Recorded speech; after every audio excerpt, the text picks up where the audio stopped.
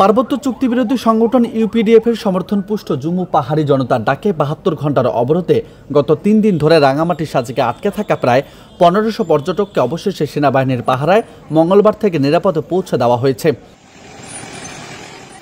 মঙ্গলবার সকাল ৬:৩০টায় সাজেকে আটক পর্যটকদের ১১২টি জিপ, ১০৯টি বাইক ও ২৩টি সিএনজি করে নিরাপদে বাগাইহাট ও খাগড়াছড়ি সড়কপথে সেনাবাহিনীর নিরাপত্তায় চট্টগ্রাম পৌঁছে দেওয়া হয়েছে বলে জানান রাঙামাটি বাঘাইছড়ি উপজেলা নির্বাহী কর্মকর্তা শিরিন আক্তার।